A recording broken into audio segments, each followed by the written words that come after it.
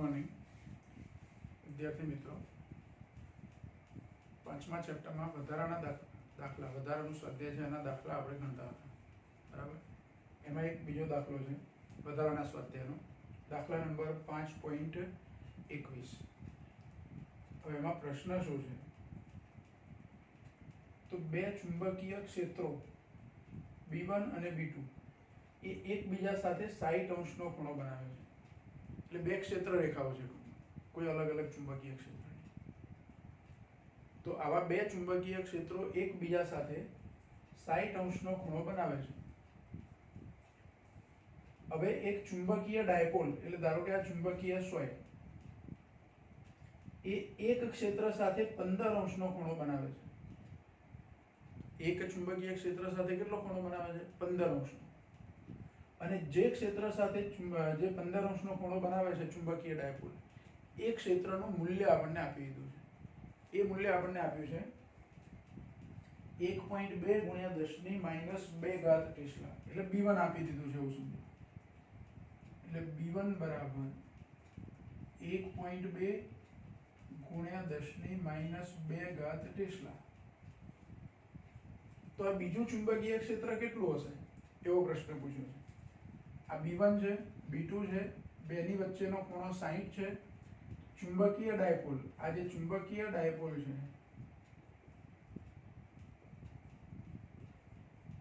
એ ચુંબકીય ડાયપોલ એક ક્ષેત્ર સાથે 15 અંશનો ખૂણો બનાવે છે. ધારો કે પહેલા ક્ષેત્ર સાથે, અને જે ક્ષેત્ર સાથે 15 અંશનો ખૂણો બનાવે છે એ ક્ષેત્રનું મૂલ્ય આપી દીધું છે. તો આ બીજું ક્ષેત્ર કેટલું હશે તે? અને ચુંબકીય ડાયપોલ આટલો ખૂણો બનાવીને એ જગ્યાએ સંતુલિત અવસ્થામાં છે. બે ક્ષેત્રોની અસર હેઠળ પહેલા ચુંબકીય ક્ષેત્ર સાથે 15 અંશનો ખૂણો બનાવતી દિશામાં ચુંબકીય ડાયપોલ સંતુલિત એટલે કે સ્થિર અવસ્થામાં છે. એટલે બીજા ક્ષેત્ર સાથે 45 નો ખૂણો બનવાનો. તો આકૃતિ પરથી θ1 બરાબર કેટલા લઈ શકું? તો θ1 બરાબર 15, B1 સાથે જે ખૂણો બને છે તે, અને B2 સાથે જે ખૂણો બને છે θ2 તે 45 ડિગ્રી. અને B2 શોધવાના છે. હવે આ ચુંબકીય ક્ષેત્ર છે, આ ચુંબકીય ડાયપોલ છે ચુંબકીય ક્ષેત્રમાં. આ ચુંબકીય ડાયપોલને એક ક્ષેત્ર એની બાજુ ખેંચવા પ્રયત્ન કરે, બીજું ક્ષેત્ર એની બાજુ, પણ છતાં પણ સ્થિર છે. મતલબ કે આ ચુંબકીય સોયનું એક પણ બાજુ કોણાવર્તન હવે થતું નથી આ સ્થિતિમાં ગોઠવાયા પછી. એટલે આ બાજુના ચુંબકીય ક્ષેત્રને કારણે એની પર જે ટોર્ક લાગવાનું હોય તે, અને આ બાજુના ચુંબકીય ક્ષેત્રને કારણે જે ટોર્ક લાગતું હોય તે, બે ટોર્ક કેવા થઈ ગયા? સરખા અને પરસ્પર વિરુદ્ધ દિશાના. એટલે કે ચુંબકીય ડાયપોલની સંતુલિત અવસ્થામાં બંને ક્ષેત્રો વડે લાગતા ટોર્ક સમાન મૂલ્યના અને પરસ્પર વિરુદ્ધ દિશાના થાય. એને આધારે આપણે B2 શોધવાના છે. એટલે આપણે અહીંયા એવું કહી શકીએ કે B1 અને B2 ચુંબકીય ક્ષેત્રોની અસર હેઠળ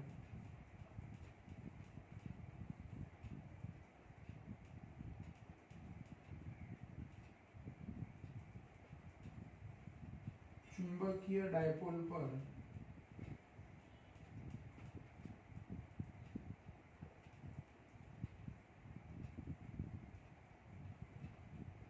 લાગતા ટોર્ક τ1 અને τ2 સમાન મૂલ્ય અને વિરુદ્ધ દિશાના થાય. એટલે પરિણામી ટોર્ક શું થાય? 0. તેથી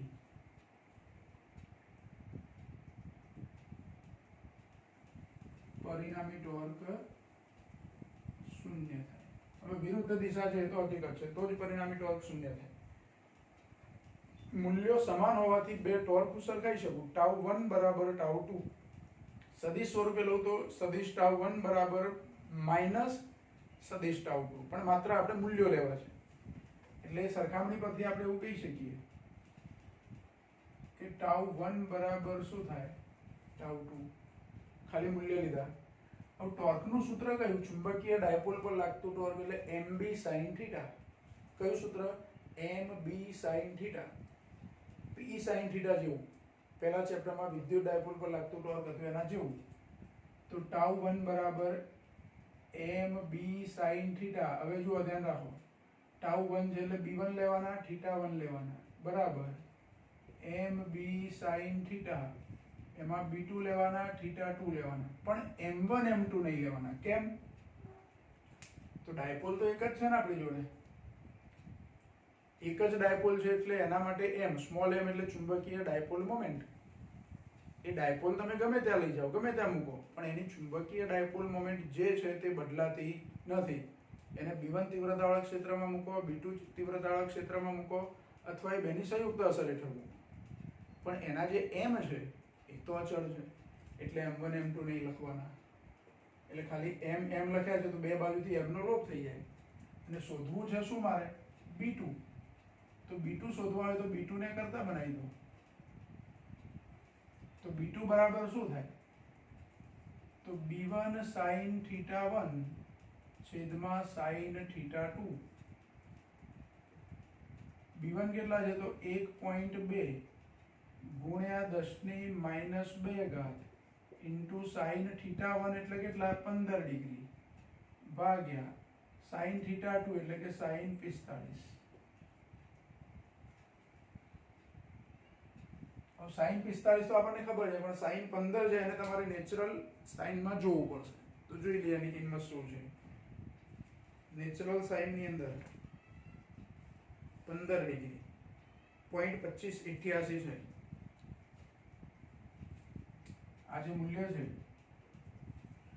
1.2 ગુણ્યા 10⁻² ગુણ્યા 0.2588 ભાગ્યા sin 45 એટલે 1/√2, અથવા એને 0.707 પણ લખાય, 0.707.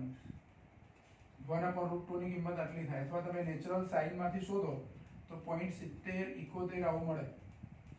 શું મળે? 0.7071. કોની કિંમત? sin 45 ની કિંમત, જે 1/√2 છે. 1/1.41 કરો એટલે આ જવાબ મળે તમને. તો આનું હવે સાદું રૂપ આપો.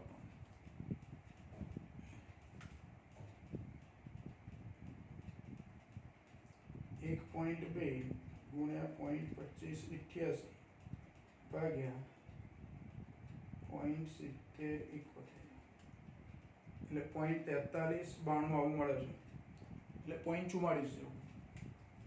એટલે b2 બરાબર 0.44 અને 10⁻² ઘાત તો ખરું જ, અથવા આને મારે 4.4 લખવા હોય તો 10⁻³ ઘાત ટેસ્ટમાં.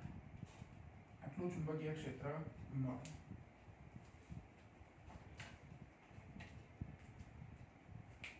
b2 મળી ગયા આપણને.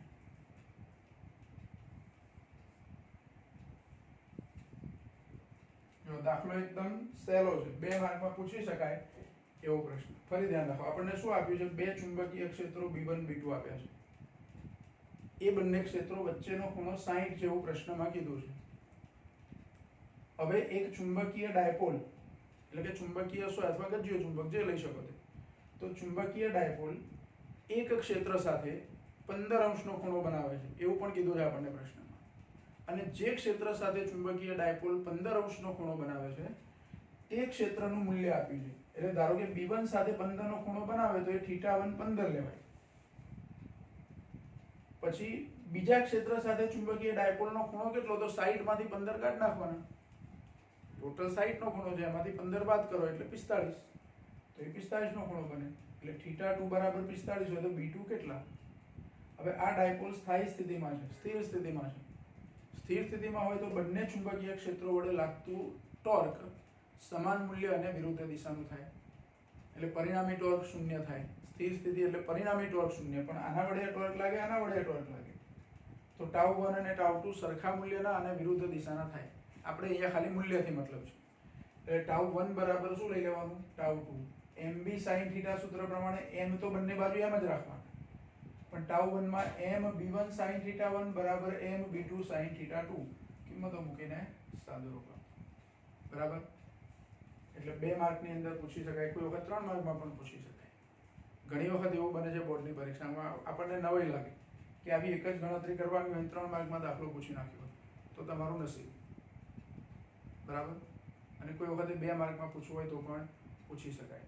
JEE કે નીટ માટે પણ આ દાખલો તમારે કામ લાગે. તો દાખલા નંબર 5.21 બરાબર. પહેલા તમે આ લખી લેશો, પછી આપણે બીજો દાખલો ગણીશું.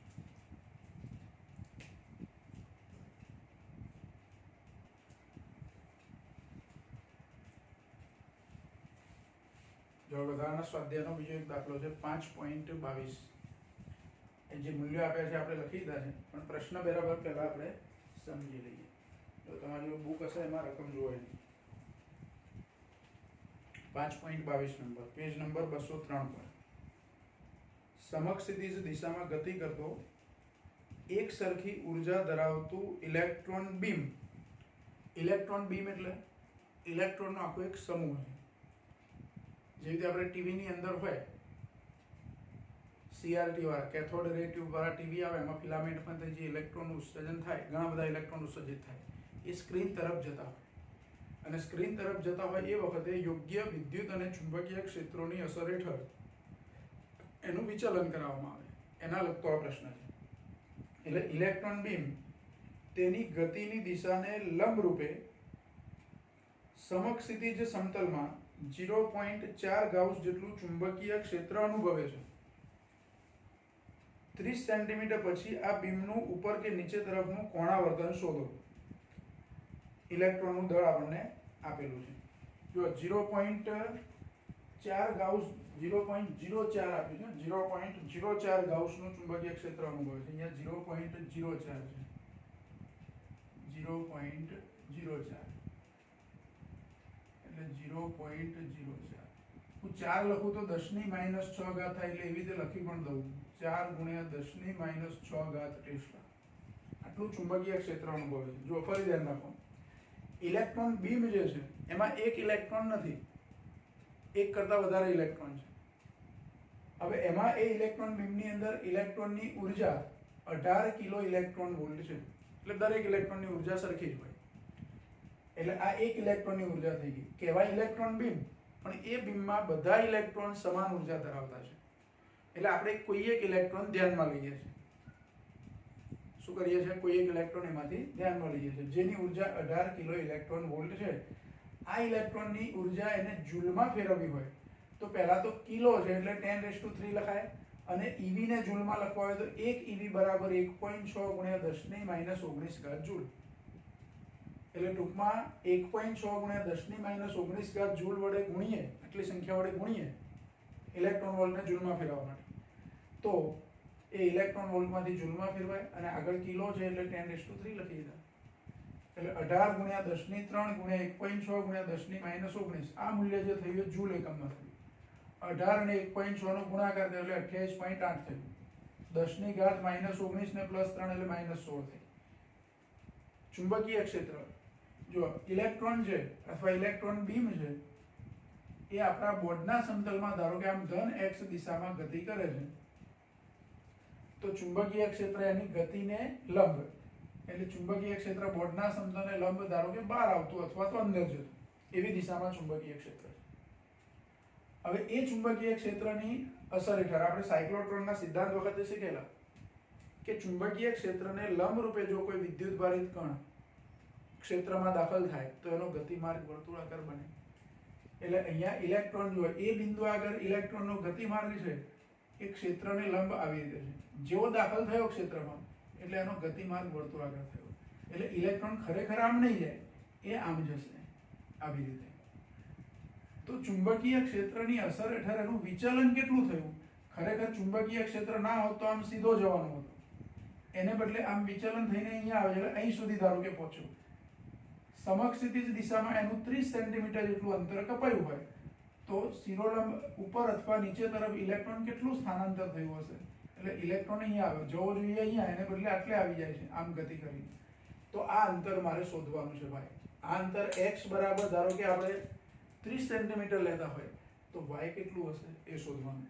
x નું મૂલ્ય 30 સેન્ટીમીટર જે છે એને મીટરમાં આપણે ફેરવ્યું છે. ઇલેક્ટ્રોનનું દળ પણ આપ્યું છે, એની આપણે જરૂર પડશે. હવે ઇલેક્ટ્રોનનો ગતિમાર્ગ અહીંયા આપણે થોડોક જરૂર છે, આટલી જ જરૂર છે, પણ આખું એક વર્તુળ આપણે બતાવ્યું છે. કેમ કે આ જે વક્ર ગતિમાર્ગ છે એની મારે ત્રિજ્યા શોધવી છે. વક્ર ગતિમાર્ગની શું કરવાની? ત્રિજ્યા શોધવાની, એની આપણે જરૂર પડશે. બરાબર? તો ચલો, પહેલા તો આપણને ઊર્જા આપી છે, ઇલેક્ટ્રોનની ઊર્જા કયા સ્વરૂપે હશે? તો ગતિ ઊર્જા સ્વરૂપે હોય. ઇલેક્ટ્રોનની ઊર્જા કયા સ્વરૂપે હોય? ગતિ ઊર્જા સ્વરૂપે. તો ઇલેક્ટ્રોનની ઊર્જા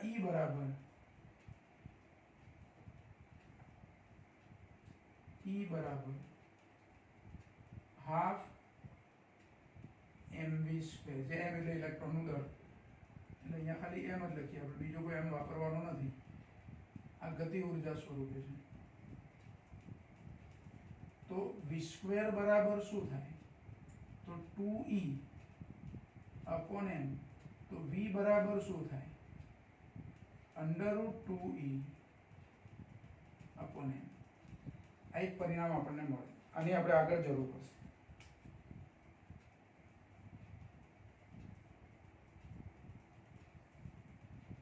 આનો આપણે આગળ ઉપયોગ કરીશું. એટલે જો v ઇલેક્ટ્રોનનો વેગ મળી ગયો, જે કઈ દિશામાં છે? સમક્ષિતિજ દિશામાં.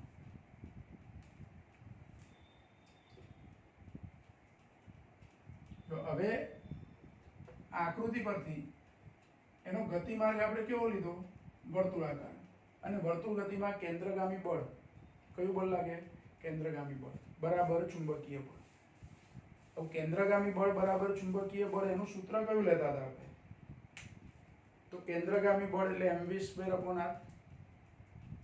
અને b જેટલી તીવ્રતા વાળા ચુંબકીય ક્ષેત્રમાં ચુંબકીય બળનું સૂત્ર કયું લેતા હતા? qv × b. v × b માં v b sin θ, પણ અહીંયા 90 અંશના ખૂણે દાખલ થાય છે, એટલે θ90 એટલે sin 91. તો અહીંયા એવું લઈ શકું કે ઇલેક્ટ્રોન પર લાગતું કેન્દ્રગામી બળ, તો કેન્દ્રગામી બળ બરાબર શું થાય? તો કેન્દ્રગામી બળ બરાબર ચુંબકીય બળ. કેન્દ્રગામી બળ એટલે mv²/r. આ વર્તુળાકાર માર્ગની ત્રિજ્યા કેપિટલ R ધારી છે, એટલે mv²/r બરાબર ઇલેક્ટ્રોનનો વીજભાર એટલે E vb. આમ તો E vb sin θ એવું થાય, પણ θ90 છે એટલે sin 91. એક v નો લોપ થશે. મારે r ને કરતા બનાવવા છે, તો r ને કરતા બનાવું તો સૂત્ર શું થાય? તો r ને કરતા બનાવું તો mv upon eb. જ્યાં v બરાબર શું? તો સમીકરણ 1 માં છે, એટલે r નું સૂત્ર શું થાય? m upon eb √2e upon m. હવે જો અહીંયા m છે અને અહીંયા √m છે. 2 upon √2 હોય તો આપણે √2 કરતા હતા, એવી રીતે m upon √m હોય તો ઉપર √m થઈ જાય. એટલે આ સૂત્ર આવું લખી શકું. એ બાજુમાં લખીએ આપણે, r બરાબર m છે એ √ થઈ જશે અને આ m જતા રહેશે, એટલે √2em upon eb આવું થશે. r બરાબર √2em upon eb આવું સૂત્ર થાય. સમજો કે આપણને r મળી ગયા. r મારે શોધવા હોય તો હું શોધી શકું આ સૂત્ર પરથી, પણ આકૃતિ પરથી r કેટલા મળે? આકૃતિ પરથી r લઉં તો આ ખૂણો છે ત્રિકોણ OCB, એમાં sin θ લઉં તો સામેની બાજુ ભાગ્યા કર્ણ. બરાબર? અહીંયા પેલી કિંમત આપણે પહેલા શોધી કાઢીએ r ની કિંમત, અને પછી એ sin θ લઈએ. તો r ની કિંમત શોધવા માટે આ બધી કિંમતો મૂકવી પડશે. કિંમતો મૂકી દઈએ. √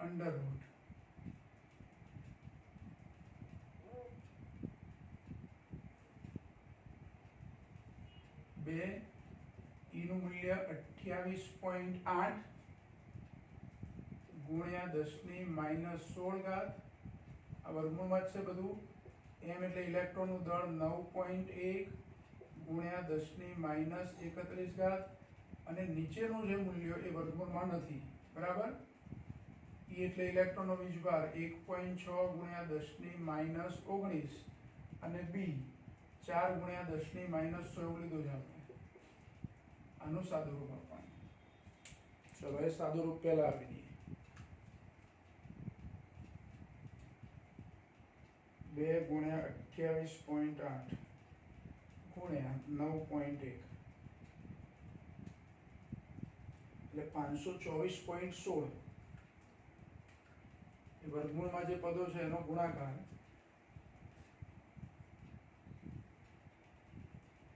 524.16 ગુણ્યા, હવે 10 ની ઘાત જુઓ, 31 અને 16 એટલે 47 ઘાત થાય, -47, બરાબર. 10⁻47 ઘાત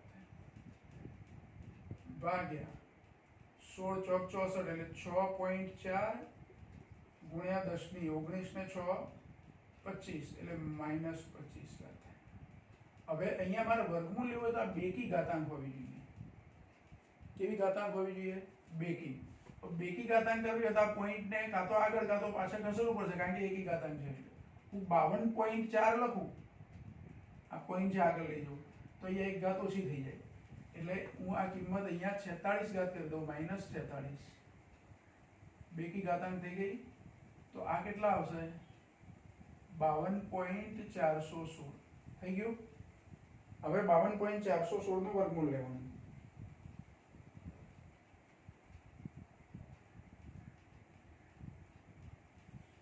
એટલે 7.24 થાય છે, એટલે એનું વર્ગમૂળ 7.24 ગુણ્યા 10⁻23 ઘાત આવશે, ભાગ્યા 6.4 ગુણ્યા 10⁻25. આ r મળશે આપણને.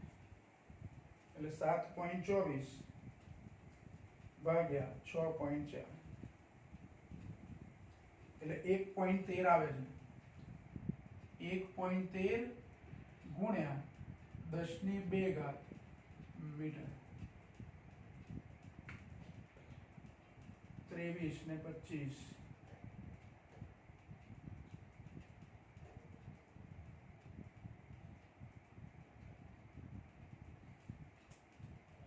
પોઈન્ટમાં ફરક પડ્યો.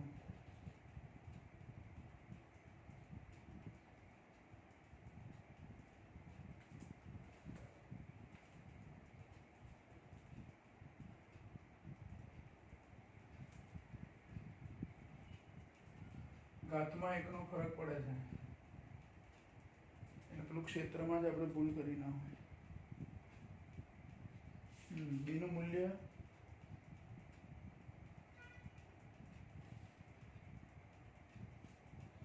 જો બુકમાં બીનું મૂલ્ય ખોટું આપ્યું છે, 0.04 લખ્યા છે, બુકમાં 0.04 આપ્યું છે, એકચ્યુઅલી એ 0.4 લેવું પડશે તો જ જવાબ આવશે. એટલે આ 0.4 છે, એટલે અહીંયા -5 ઘાત આવશે, બરાબર. બુકમાં ભૂલ છે, એટલે 0.4 એટલે અહીંયા -5 ઘાત આવશે, એટલે -5, 19 ને 5 24 થશે, 24 થશે એટલે અહીંયા 24 આવશે, એટલે 10⁻1 ઘાત આવશે. એટલે r બરાબર આવશે 11.3 મીટર. જો બુકની અંદર શું કર્યું છે કે 0.04 એવું લખ્યું છે, પણ ગણતરીમાં તો પાછા 0.4 જ લીધા છે. 0.4 પ્રમાણે આપણને આપ્યું છે, એટલે આપણે 0.4 ગાઉસ એટલું ચુંબકીય ક્ષેત્ર લઈએ તો ત્રિજ્યા 11.3 આવશે. કેટલે આવશે? 11.3 મીટર.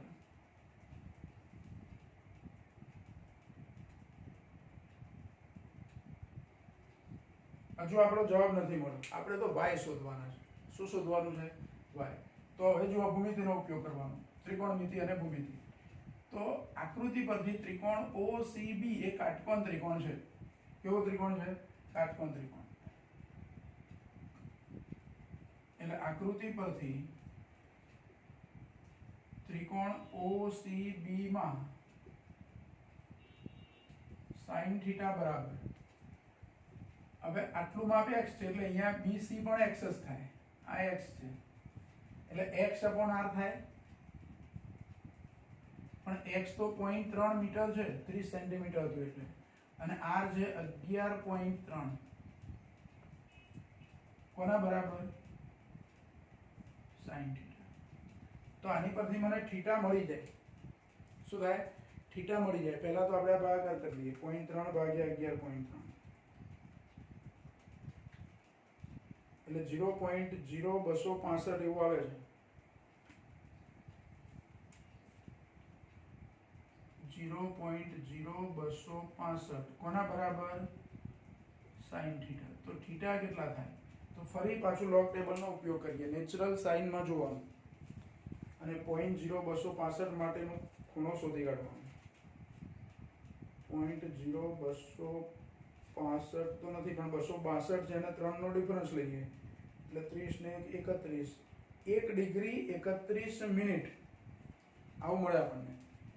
1 ડિગ્રી 31 મિનિટ થીટા બરાબર, જો બહુ જ નાનો ખૂણો મળે છે, 1 ડિગ્રી 31 મિનિટ. ખૂણો બહુ નાનો છે એનો મતલબ કે આ ખૂણો જેટલો નાનો હોય એટલું આ બી બિંદુ આમ ઉપર જાય, એટલે y કેવા હશે? ઘણા નાના હશે. જોઈએ y કેટલા આવે છે. આ થીટા મળી ગયા આપણને. શું મળી ગયું? થીટા.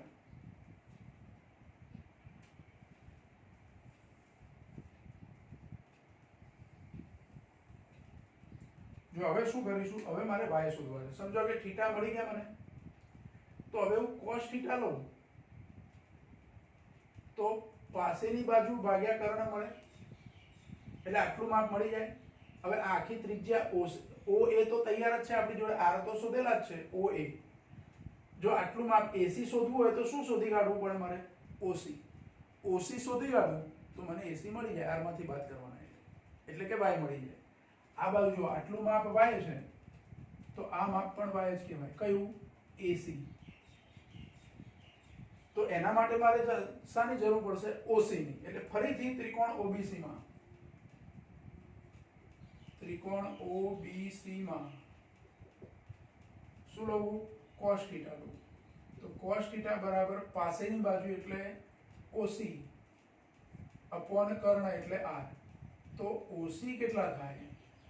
તો r cos થીટા, r 11.3 છે અને cos કેટલા? 1 ડિગ્રી 31 મિનિટ. તો cos 1 ડિગ્રી 31 મિનિટ sin માં કેટલા થાય? તો 90 માંથી આ બાદ કરવાના. જો 90 માંથી બાદ કરવા એટલે કે 89 60 માંથી બાદ કરવાના. 89 ડિગ્રી 60 મિનિટ માંથી 1 ડિગ્રી 31 મિનિટ બાદ કરવાના. 60 માંથી 31 એટલે 29 મિનિટ થાય અને 89 માંથી 1 એટલે 88. એટલે એક્ચ્યુઅલી આવું લખી શકું, 11.3 ગુણ્યા sin 88 ડિગ્રી 29 મિનિટ. બરાબર? આ બાદબાકી કરીને આવી રીતે લખવાનું. તો OC બરાબર 11.3 ગુણ્યા, હવે sin 88 ડિગ્રી 29 મિનિટનું મૂલ્ય જોવાનું. કયું મૂલ્ય જોવાનું? 88 29 નું નેચરલ સાઇનમાં. 88 ડિગ્રી અને 29 મિનિટ. 88 24 માં 99 96 છે અને બીજા 5 નો ડિફરન્સ, 5 ના ડિફરન્સમાં તો 0 છે એટલે 99 96 0.9996 થાય. 0.9996 11.3 ગુણ્યા આટલા કરવાના. 11.3 ગુણ્યા 0.9996 જતા જોઈ લેવું પડશે.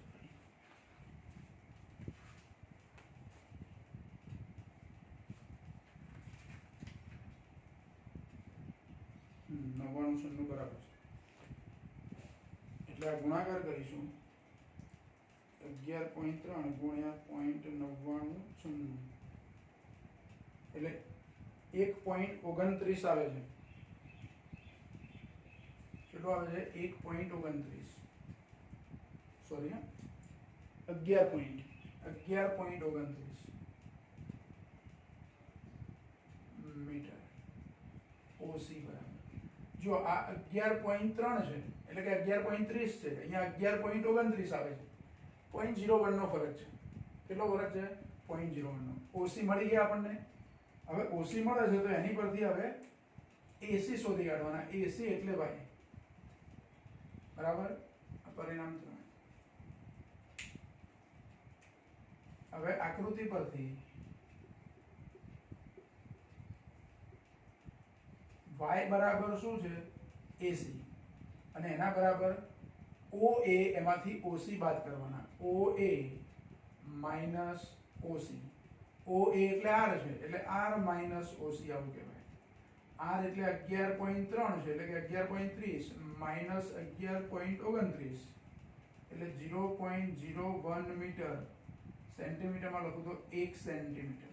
આશરે 1 સેન્ટીમીટર જેટલું શું થયું? આ વિચલન થયું. એટલે y બરાબર 1 સેન્ટીમીટર.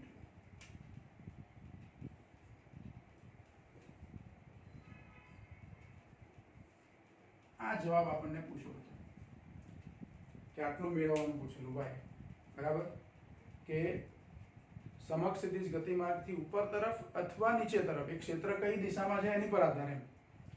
તો ઉપર તરફ અથવા નીચે તરફ ઇલેક્ટ્રોનનું વિચલન કેટલું થશે? ક્યારે આટલું વિચલન? સમક્ષિતિજ દિશામાં ઇલેક્ટ્રોન 30 સેન્ટીમીટર અંતર કાપે તો આમ સીધો જવાને બદલે એનો ગતિમાર્ગ વક્ર બન્યો, એટલે આમ નીચો જાય છે. પણ આમ 30 જાય ત્યારે નીચે 1 સેન્ટીમીટર જ જાય છે, અથવા ઉપર જાય તો ઉપર 1 સેન્ટીમીટર જ જાય છે.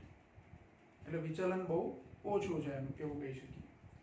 તો આ પણ એક અગત્યનો પ્રશ્ન 4 માર્કમાં પૂછી શકાય એવો પ્રશ્ન છે બરાબર. અને વધારાના સ્વાધ્યાયમાંથી આપણે જેટલા ગણવા જેવા હતા એટલા દાખલા આપણે ગણી લીધા. એટલે અહીંયા આપણે 5મું ચેપ્ટર પૂરું જાહેર કરીએ બરાબર. એટલે નેક્સ્ટ લેક્ચરમાં આપણે 6થું ચેપ્ટર સ્ટાર્ટ કરીશું.